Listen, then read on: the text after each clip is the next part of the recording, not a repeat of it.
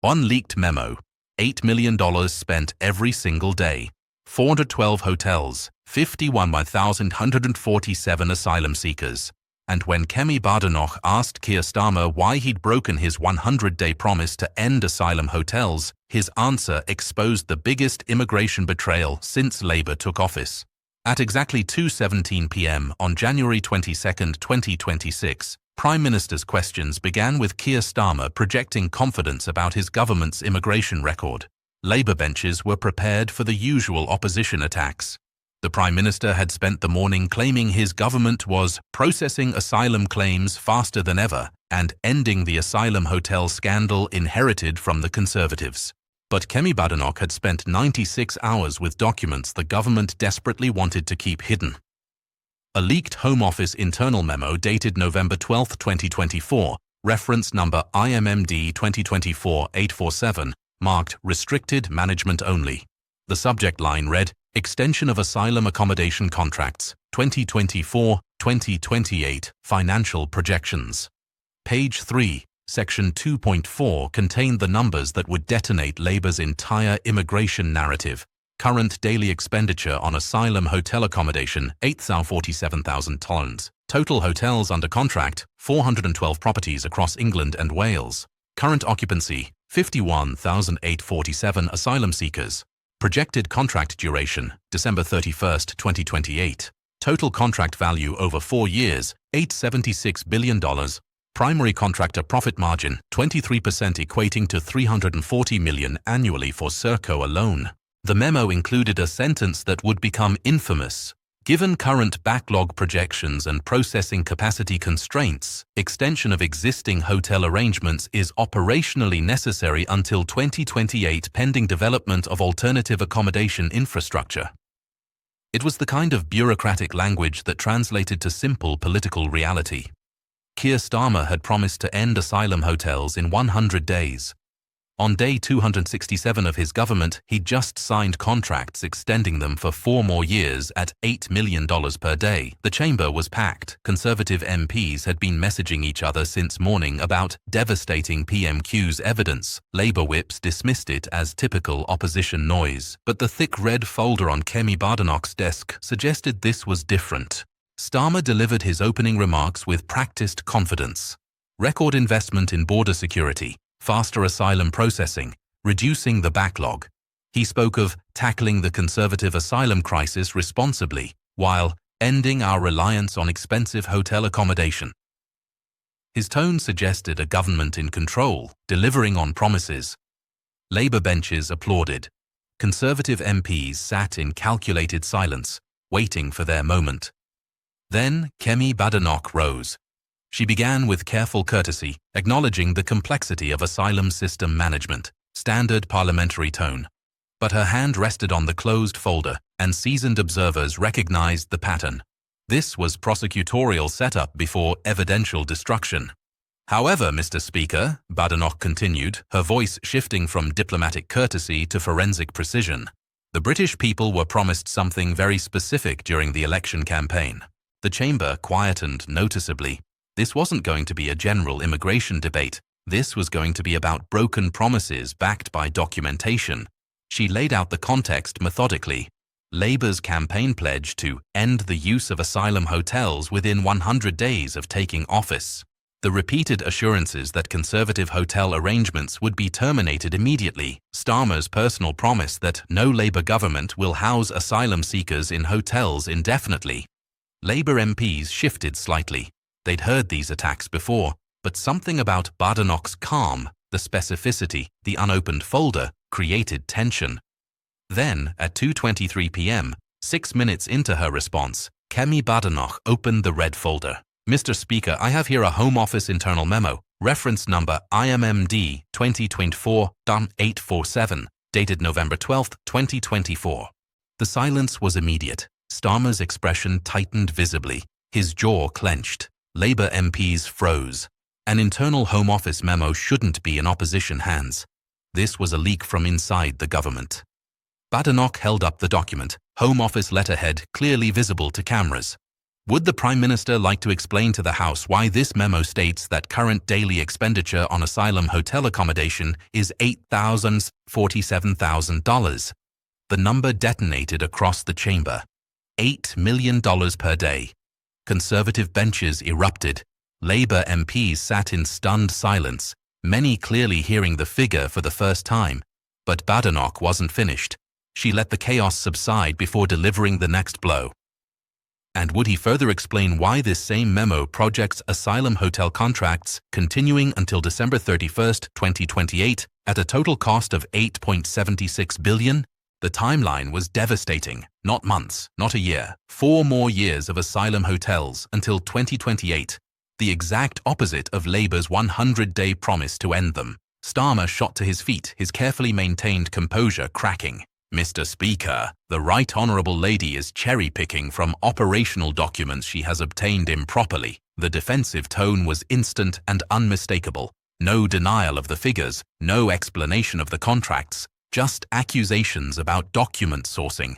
Political observers recognized it immediately, the response of someone caught without credible defense. "We are processing asylum claims at record speed," Starmer continued, his voice rising with frustration. "We've reduced the backlog. We're ending the use of hotels as quickly as operationally possible." Badenoch remained standing, perfectly still, letting him finish digging. Then she struck with surgical precision. "Mr. Speaker, the Prime Minister says as quickly as possible. But his own Home Office memo dated November 12th states, and I quote, "Extension of existing hotel arrangements is operationally necessary until 2028. That's not ending hotels quickly. That's $8 million per day for 4 more years." She paused. 3 seconds of calculated silence. Long enough for the contradiction to register with every MP and every viewer watching at home. Perhaps the Prime Minister can explain to the House why, 267 days into his government, 167 days past his 100-day deadline, he has just signed contracts with Serco and other providers extending asylum hotel use at $8 million daily until 2028. The specificity was annihilating, not vague claims, exact day count. 267 days in office. Exact delay, 167 days past deadline. Exact contractor, Serco, exact timeline until 2028. Every number documented, every claim backed by leaked government papers. The chamber descended into chaos. Conservative MPs roared approval. Labour benches erupted in angry shouts, desperately trying to drown out the revelation. The Speaker banged his gavel repeatedly, struggling to restore order. Through it all, Starmer stood at the dispatch box, his face flushed red, hands gripping the wood so tightly his knuckles whitened. He shuffled papers frantically, searching for talking points that didn't exist for this scenario. When order was restored, Starmer's response was a masterclass in evasion. "We inherited the worst asylum backlog in British history. The previous government left us with broken systems and no processing capacity. We're taking responsible action to manage the situation we inherited while building sustainable solutions." Generic blame shifting. No engagement with the 100-day promise. No explanation for 2028 contracts. No justification for $8 million daily. Just deflection onto Conservative legacy and vague promises about sustainability. Badenoch smiled slightly, the quiet satisfaction of watching an opponent confirm their guilt through evasion. She'd asked about specific promises and specific contracts. He'd responded with blame and abstraction. She pressed the advantage.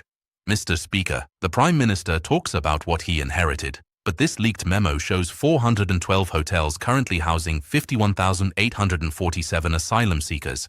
That's 412 communities across Britain dealing with asylum accommodation the Prime Minister promised to end 167 days ago."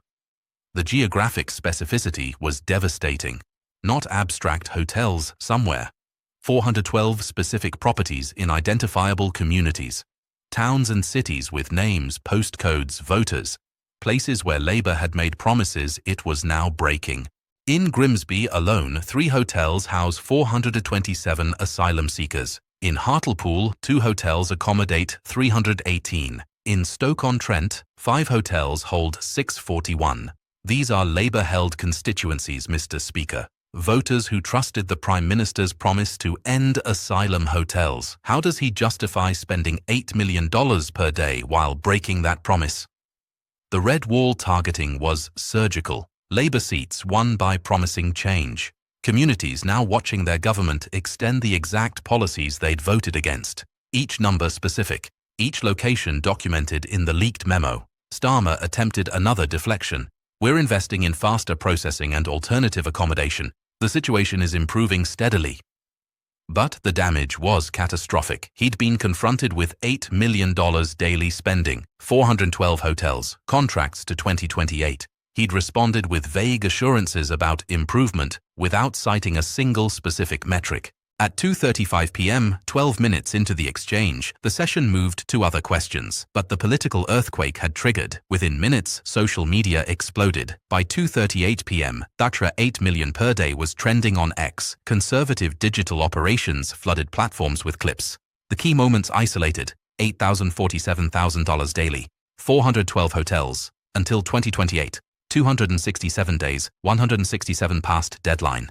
By 2:44 p.m., the main video had 2.1 million views. Kemi's question, the leaked memo reveal, Starmer's evasive non-answer. By 2:57 p.m., 4.2 million views. The clip spread because it was explosive, documented government memo, specific broken promise, a prime minister unable to defend his own contracts. By 3:11 p.m., BBC News ran breaking alerts. Questions raised over asylum hotel spending after leaked Home Office memo reveals $8 million daily cost. Sky News led with PM unable to deny $876 billion asylum hotel contract claim. Conservative headquarters moved with devastating precision. At 3:20 p.m., they circulated a briefing document titled The 8 Million Daily Betrayal: How Labour Broke Its Immigration Promise. The dossier contained the leaked memo excerpts, contract timeline showing 2028 extension, geographic breakdown of 412 hotels across constituencies, calculation showing $2.92 billion annually equals 48,000 NHS nurses' salaries, Serco profit breakdown, and comparison with Starmer's campaign promises. Downloaded 94,000 times within 4 hours. Behind closed doors, Labour headquarters descended into panic. The memo was real, the contracts were real, the 8 million daily figure was accurate. No amount of spin could erase documented government spending extending to 2028 when you'd promised to end it in 100 days. Downing Street's 5:15 p.m. statement was transparently defensive. The government is committed to reducing reliance on hotel accommodation while ensuring asylum seekers are housed appropriately. It avoided mentioning $8 million 2028 or the broken 100-day promise. The evasion fooled no one. Weekend polling confirmed catastrophic damage.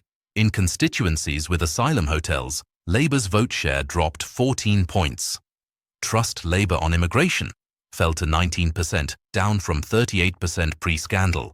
Most devastating. In Grimsby specifically, Reform UK surged to 38%. Overtaking Labour at 27%.